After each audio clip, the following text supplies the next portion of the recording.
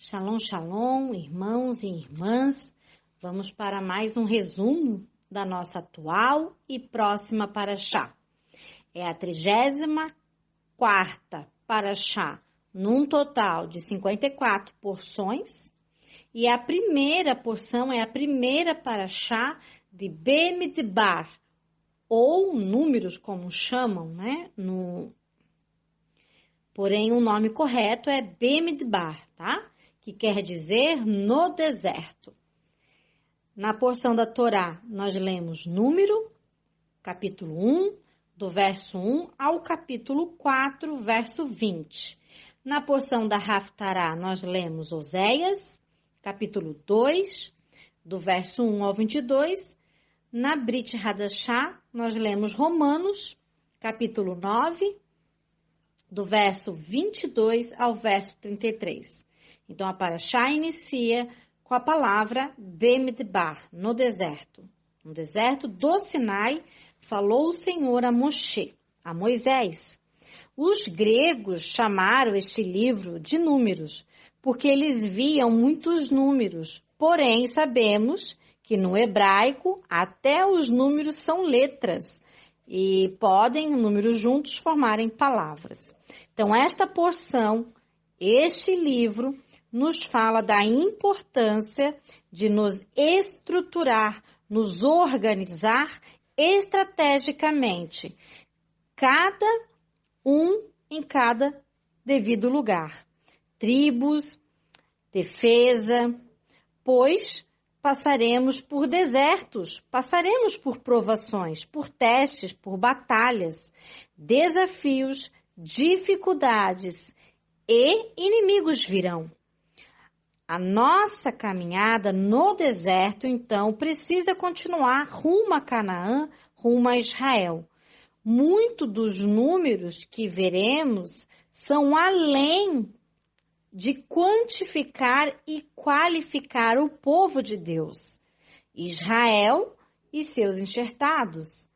Também falam de palavras de ordem e estratégias em frente a batalhas, em frente a dificuldades, como levanta-se, marche, doe, compartilhe, abaixe-se, mexa-se, para cima, entre outras. São palavras de ordem em frente a uma batalha.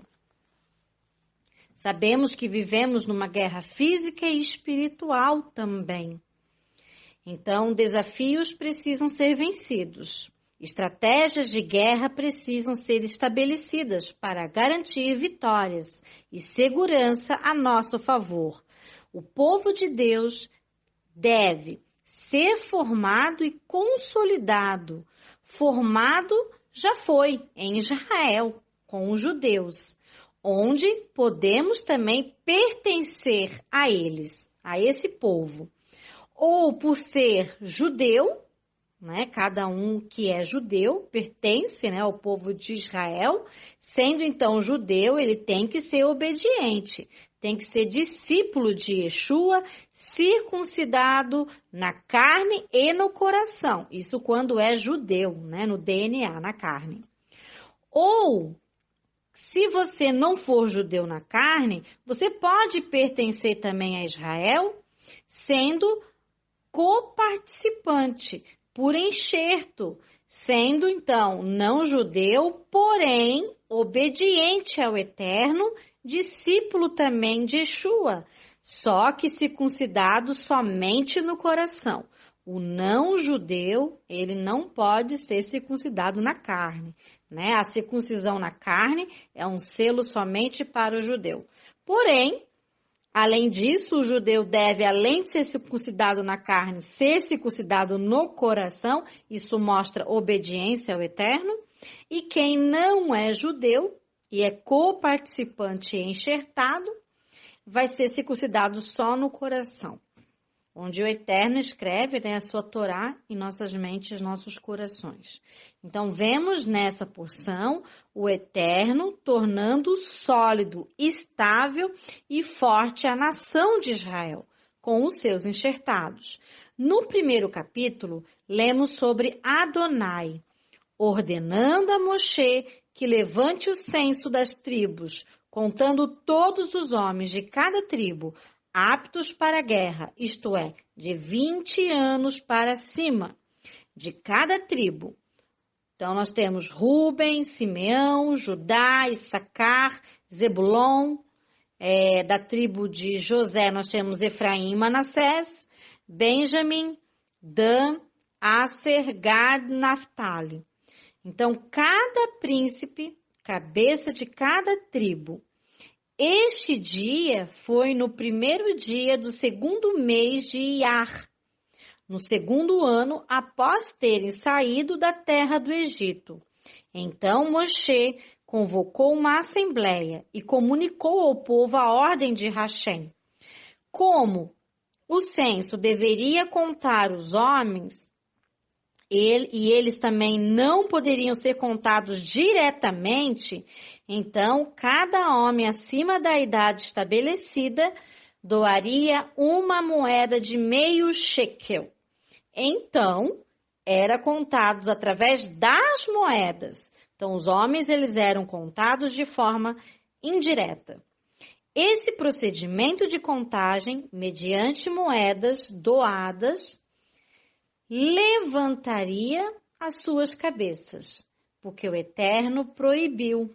Ele não permitiu que contassem diretamente as pessoas do povo de Israel. E se fizessem isso, traria pragas para o povo de Israel.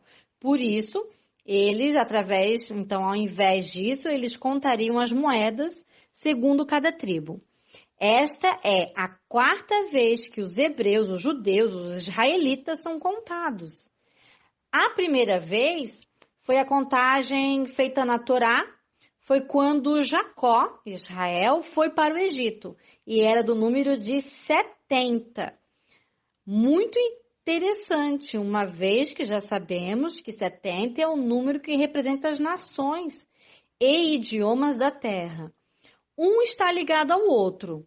E é por que eu falo isso? Porque a missão de Israel é ser luz para as nações e nação de sacerdotes. E a missão das nações é aprender com Israel. A segunda contagem foi quando Israel e os seus deixaram o Egito. Eram de 600.000 homens, mostrando claramente que Adonai os multiplicou milagrosamente, mesmo em meio a dificuldades e escravidão. A terceira contagem foi após o pecado do bezerro, de ouro, em 11 de Tishrei, em 2448. Como sinal de amor e preocupação por parte do Eterno pelos judeus, mesmo após o pecado, você vê ele contando. A quarta contagem acontece nessa paraxá que nós estamos estudando hoje, a Bemidbar. Porção em 1º de Iyar de 2449. Então, quase 7 meses após o último censo, que foi a terceira contagem, nós estamos vendo novamente a contagem nessa paraxá, nessa porção. Veja que foram contagens feitas antes ou após provações, antes ou após dificuldades. Porém, o número no censo era sempre crescente. Baruch Hashem, bendito seja o nome. Jacó lutou sozinho com Deus e venceu. Agora Israel luta como nação também. Como um homem que conta o seu dinheiro antes do trabalho e após os seus negócios, de um dia puxado e exaustivo, ele chega em casa cansado, tira da sua maleta cheques e dinheiro, tudo que juntou durante o dia, contando-os, e isso lhe proporciona muito prazer ao perceber que se multiplicou. Então, esquece do seu cansaço e se enche de alegria, satisfação e prazer. Assim o Senhor conta o seu povo Israel, demonstrando que a seus próprios olhos cada indivíduo é essencial. E apenas nessa paraxá há 4 listagens diferentes de número dos judeus. Então, cada pessoa ficaria na presença de Moshe, Arão, os líderes das tribos, e eram assim abençoados nessa contagem. Vemos na contagem,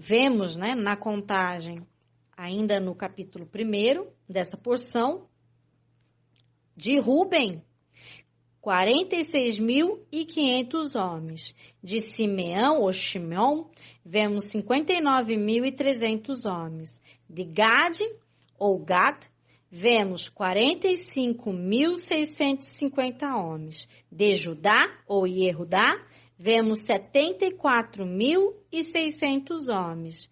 De Issacar, vemos 54.400 homens. De Zebulon, vemos 57.400 homens. De Efraim, 40.500 homens. De Manassés, 32.200 homens. Sabemos, né, que Efraim e Manassés, ambos, representam aqui a descendência de José, de Yosef. E de Benjamim, vemos 35.400 homens. De Dan, vemos 62.700 homens. De Asser, vemos 41.500 homens. E de Naphtali, vemos 53.400 homens, totalizando 603.550 homens. Todos qualificados, nomeados, habilitados, aptos, com responsabilidade e com o peso, a essência de Deus em cada um deles. Todos também, cada um estruturados, pertencentes a uma tribo, a nação de Israel, maduros como indivíduo, maduros como família, como tribo e nação. Todos também eram quantificados para somar esforços, para frutificar, para multiplicar com as suas forças, unidas para o bem da nação e assim para luz para todas as outras nações também. Então, todos eram capacitados com conhecimento de Adonai, obedientes às suas instruções, treinados para exercitar na prática e em suas ações as instruções do Eterno. Como o rabino Marcelo, da sinagoga Hartzion, sempre fala, um indivíduo restaurado gera uma família restaurada, que gera uma comunidade ou uma tribo restaurada, que gera uma nação restaurada. Então, é notável a força das tribos de Judá, com 74.600 homens, e também a tribo de Dan, com 62.700 homens, aptos para a batalha. Ambas as tribos, uma a de Judá, que Jacó abençoou, comparando a um leão, lá em Gênesis, capítulo 49, verso 9, e outra que Moshe, abençoou também a tribo e também comparou, no caso a tribo de Dan, como um filhote de leão. Isso lá em Deuteronômio, capítulo 33, verso 22. Então, na contagem feita até agora, percebam que não foi contada a tribo de Levi, em razão dela ser contada por outro motivo mais adiante.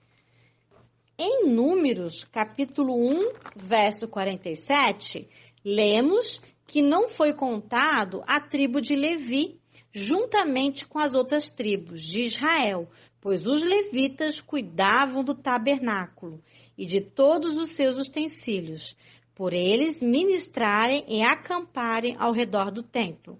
Então os levitas, a tribo de Levi, não seria contada agora, por duas razões. Por eles estarem a serviço do Eterno naquilo que se referia ao tabernáculo, e também por eles não estarem numa batalha física com força, mas numa guerra espiritual a serviço do Eterno e da sua congregação. E não poderia ser contados, então, como uma parte do exército de Israel, mas como exército a serviço do Eterno. E por este motivo, a autoridade de Levi não poderia ser medida, não poderia ser mensurada, como também não poderia a de Moshe, nem a de Arão. Os sacerdotes eram, então, autoridades, representavam Deus para a congregação, para a nação. Então, o Eterno os separava das outras tribos, no sentido de dar a eles também um cuidado especial. No capítulo 2 de Bemidbar, Números, vemos como foi organizado o acampamento das tribos de Israel, chamado de Mahané Israel, o que quer dizer o acampamento dos israelitas, que ficava ao redor do templo depois do acampamento dos levitas, que é o Mahané levita. Mahané significa acampamento, Mahané. As 12 tribos do exército de Israel foram colocadas em 4 grupos. Em cada grupo havia 3 tribos. O tabernáculo, o Mishkan, ficava no centro, pois Adonai estava no meio do povo. Então, primeiro, no lado oriental, no lado leste, para um nascente, como frente da batalha, e por isso proteção frontal, tinha então a tribo de Judá, de Issacar e Zebulon, todos filhos da matriarca Lia, que era livre, e esposa de Jacó, totalizando 186.400 homens prontos para a batalha.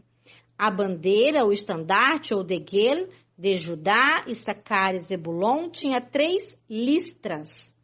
Uma azul representando a tribo de Judá, uma preta representando a tribo de Issacar e uma branca representando a tribo de Zebulon. Também estavam bordados os nomes dessas tribos e a frase na bandeira que dizia Kumar Hashem vei afutsu, oiverra vei anusu, mesanerra mipanerra, que significa levanta-te, ó Hashem, para que teus inimigos sejam dispersos e os que te odeiam fujam de ti. Isso nós vemos em Números, capítulo 10, verso 35.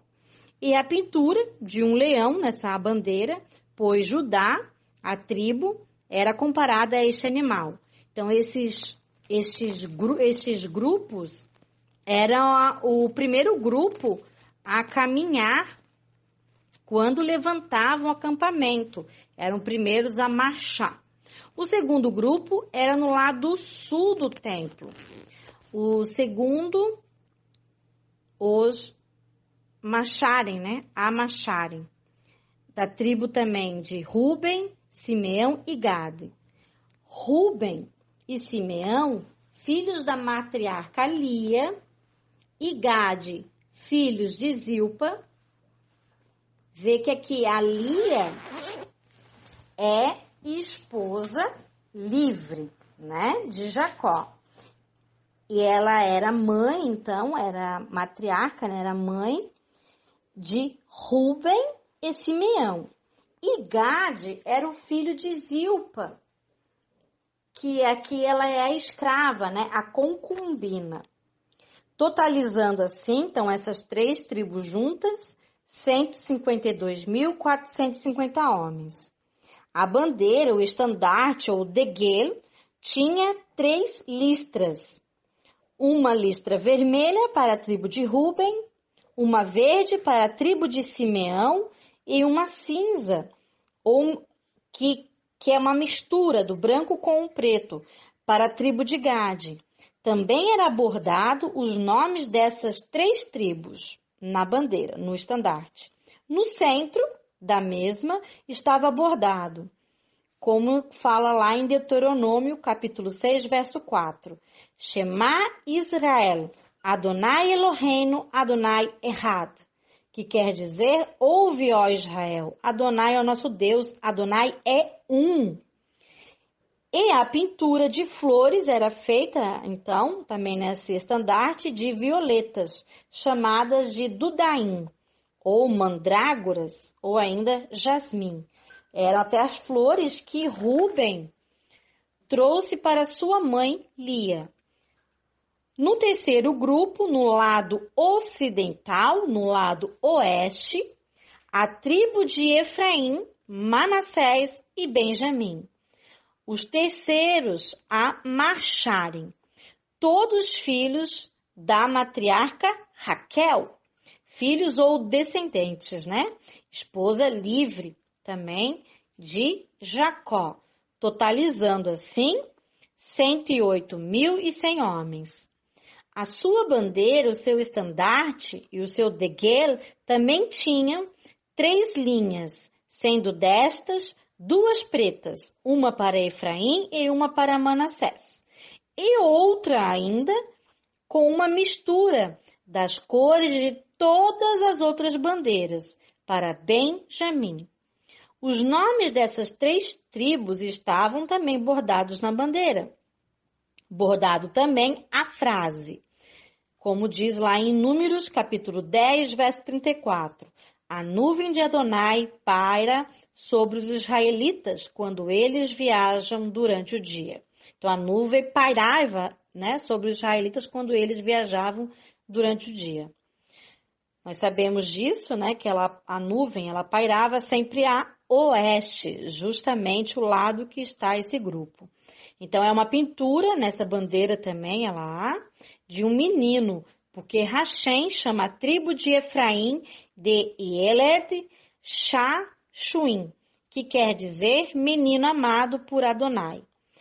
No quarto grupo, no lado norte, os últimos quartos a marcharem é a tribo de Dan, Aser e Naphtali, sendo Dan e Naphtali filhos, né, descendentes da escrava da concubina Bila, e Asher, filho da escrava e concubina Zilpa, totalizando assim essas 3 tribos, 157.600 homens.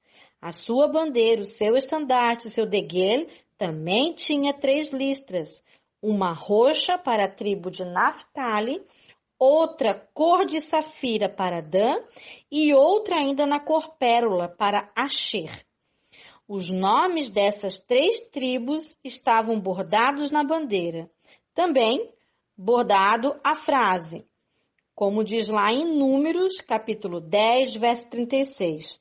Quando a arca repousava, Moshe proclamava: volta, Adonai, e repousa entre os milhares e milhares de Israel. Havia também o desenho pintado de uma cobra, de uma serpente, porque o nosso patriarca Jacó comparou Dan a uma cobra.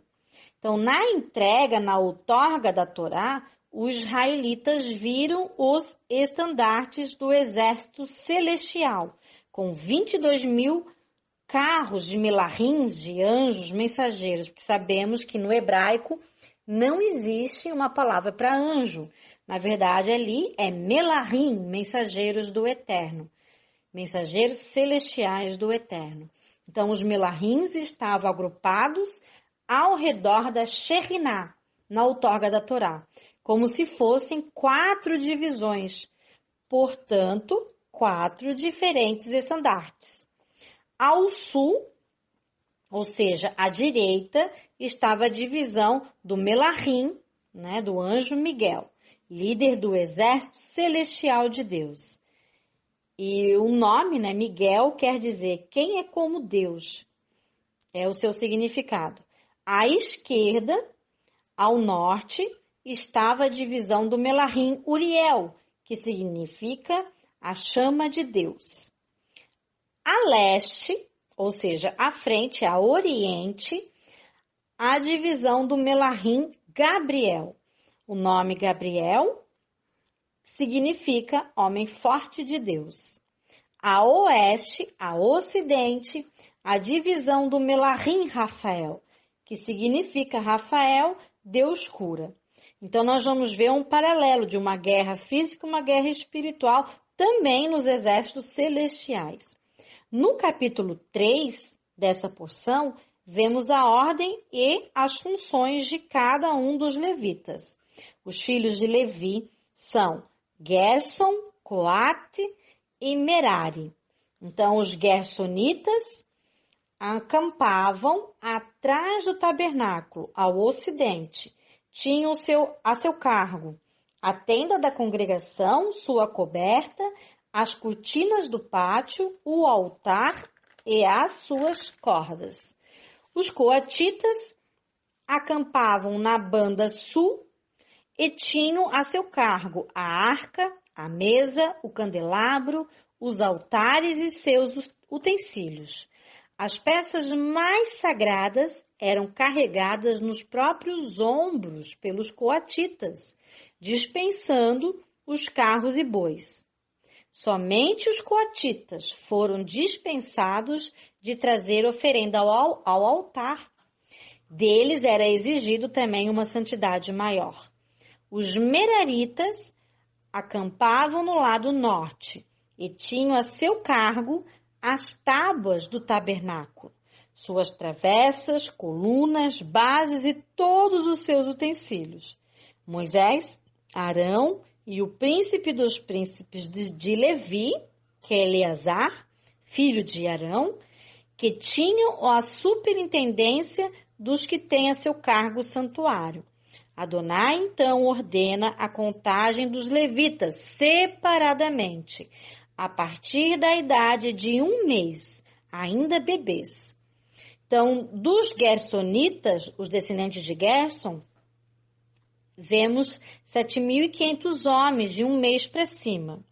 Dos Coatitas, descendentes de Coate, vemos 8.600 homens de 1 mês para cima. Dos Malitas, descendentes de Merari, 6.200 homens de 1 mês para cima. Então, se você somar os valores, resultará num total de 22.300 homens. Porém, na Torá está escrito 22.000 apenas. Por quê? Porque os primogênitos de Israel são trocados pelos levitas. Quando Adonai ordenou a Moshe, conte os primogênitos de Israel, e foram então estes de 22.273 primogênitos, Hashem ordenou a Moshe, troque cada primogênito por um levita, pois o levita servirá no templo ao invés dele. Então, um primogênito que ele não tem o poder, né? Um primogênito ele não tem o poder de redimir outro primogênito. Então, havia 22.273 primogênitos em Israel, mas apenas 22.300 levitas. Porém, deste último, dos levitas, 300 levitas que eram primogênitos também, e assim os 300 levitas primogênitos não podiam ser contados e nem usados para a troca. Então, se colocarmos 22.273 primogênitos de Israel e diminuirmos 20.000, que são os levitas que não são primogênitos, ainda resta 273 primogênitos. 273 primogênitos a mais do que os levitas não primogênitos, que tiveram que doar cada um 5 moedas de shekel. São, esses 273 primogênitos de Israel. Tiveram então que doar, pagar, cada um 5 moedas de shekel. E assim seriam liberados do serviço do tabernáculo, esses que eram de Israel, não os levitas. Então, o dinheiro ficaria para Arão e os seus filhos, totalizando o valor de 1.365 ciclos de shekel, ou seja, 273 vezes 5. Estes 273 primogênitos foram sorteados para pagar. Então, nesta porção, já vimos 3 contagens. uma dos homens acima de 20 anos de Israel, prontos para a batalha. Vimos dos primogênitos de Israel, de 1 mês para cima. E vimos dos não primogênitos dos levitas, de 1 mês para cima. E que também tinha nesses, o primogênitos também levitas. E também vamos ver agora dos filhos de Coate, de 30 até 50 anos, outra contagem. Era contado destes de Coate, que tivessem 30 anos até os 50 anos, pois era a idade que podiam iniciar no serviço do templo. E foi o total de 8.600 homens. E também esses tinham, nessa idade, dos 30 aos 50, força total para levarem os utensílios do templo. Os coatitas, eles embalavam os objetos em cobertas especiais e os levavam no ombro, cada objeto do templo. Então, algo que eu também achei muito interessante é a disposição e a ordem das tribos de Israel ao redor do tabernáculo, como fosse a disposição do corpo humano, como se fosse um corpo humano, A cabeça, o tronco, os braços e as pernas juntas, digamos assim. Como um corpo deitado, sendo levado. Então, o tabernáculo ficava na altura entre os braços, ali no peito. A mão esquerda, ou o braço esquerdo, onde provavelmente tem uma mão, ali tem então a nossa natureza pecaminosa. Porque você vê a cobra, você vê ali as duas concubinas, as duas escravas. No braço à direita, onde tem a mão à direita, nós vemos a flor, a vida, o fazer o bem, o gerar a vida, as instruções de Adonai. E na cabeça, a imagem do menino, porque Deus é o nosso cabeça, Deus é a cabeça de Yeshua, Yeshua é a cabeça do homem, o homem é a cabeça da mulher. Então, ali na cabeça, a figura, de um menino. E nos pés, na perna, no caso, junta, e nos pés, o andar como leão, por isso ali o leão. Então, isso alude também a cada um de nós e ao Mashiach Yeshua. E que através dele, do Mashiach, de Yeshua, o Eterno habita dentro de nós, para que possamos imitar Yeshua. O povo de Israel, numa unidade, estava ali organizada para servir ao nosso Deus, mesmo no deserto, entre dificuldades e batalhas. Cada pessoa tem o seu devido lugar e função. Em Jeremias capítulo 2, do verso 2 até o verso 3, fala: lembra, Israel, quando você era noiva, minha noiva, e de como me seguias no deserto. Era consagrada ao Senhor e era as primícias da sua colheita. Assim nós também devemos confiar em Hashem, mesmo em meio às angústias, em meio às provações, às tribulações, às perseguições, às lutas e desafios. Tirando da palavra Bemidbar, o B fica Midevar, que significa da palavra. O Mi é da e Devar, ou Debar, é palavra. Pois no deserto é o lugar onde você deve ser sustentado pela palavra de Deus. E assim é o local onde você alcança experiência, esperança, promessa, herança, vitória em meio às lutas, aprendizado com o sofrimento e um relacionamento com Deus, como num relacionamento íntimo de marido e esposa. Em Romanos, capítulo 5, verso 3 ao 5, fala que devemos nos gloriar nas tribulações, que geram em nós perseverança, que gera também experiência, que gera, por sua vez, esperança. Pois, se Deus te envia para um deserto, você pode ter certeza que Ele já proveu o sustento e o livramento para você.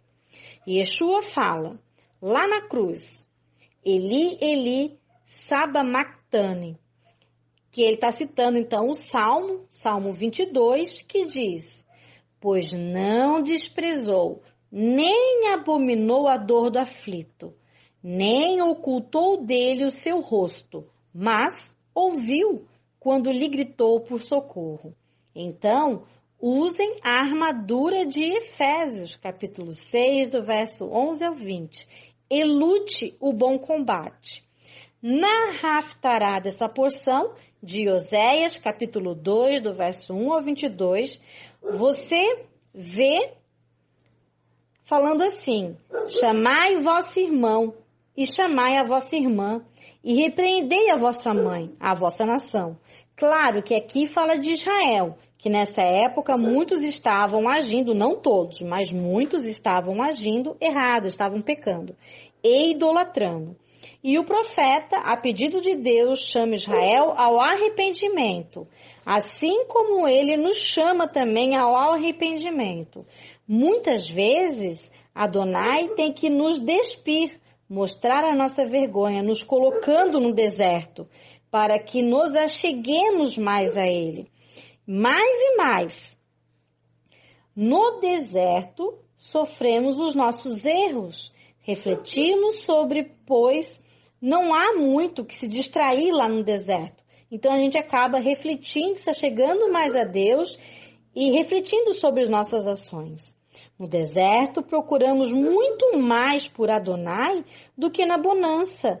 Assim como o Eterno repreende Israel, ele também nos repreende e fala ao nosso coração, como quando nos apaixonamos por Adonai, e assim voltamos a amar, a obedecer a ele. Então ele não pune a Israel e nem a nós, para a nossa destruição, mas ele pune somente para o nosso arrependimento, para que a gente pare de fazer o mal e para que a gente volte a fazer o bem. Qual o pai que vendo seu amado filho ou sua amada filha fazendo o que é mal, não o pune para que ele pare de fazer o mal e volte a fazer o bem? Pois tu pertence ao povo de Deus. Ele é o teu Deus. Na Brit Hadashah de Romanos, capítulo 9, do verso 22 ao 23, para concluir o nosso resumo, mesmo que alguns ainda escolham ser vasos de desonra, fazendo mal, como nós também fizemos no passado, o Eterno preparou vasos de misericórdia para os que se arrependem, para que possam se moldar a vasos de honra. É um processo realmente dolorido a princípio, pois somos quebrados. O nosso orgulho, a nossa soberba, a nossa desobediência é quebrada. E somos moldados novamente para ser vasos de honra, para obedecermos a Deus e as suas instruções. Então, mais vale a pena aprendermos a fazer o que é bom, o que é correto, do que viver como um vaso de desonra. Pois os que forem verdadeiramente imitadores, discípulos obedientes a Yeshua, tanto de judeus como de não-judeus, serão salvos, serão redimidos e viverão sim eternamente, pois Deus é todo-poderoso para cumprir as suas promessas na sua vida. Se você for do povo de Deus, da família de Deus, obediente às instruções do Pai Eterno, assim será. Que você possam, irmãos e irmãs, todos vocês, estar lendo essa porção, que é a Parashá Bemidbar, no deserto, que possa estar lendo na Torá, na Bíblia, Números, a porção também de Oséias, da Haftará, de Romanos, entre outras que eu citei aqui, e que vocês possam estar sendo abençoados, sendo moldados a vaso de honra, né? É o nosso intuito, é o nosso objetivo, sermos uma nação, um povo, co-herdeiros juntos com Israel, o povo de Deus. Então, shalom, shalom e bons estudos a todos!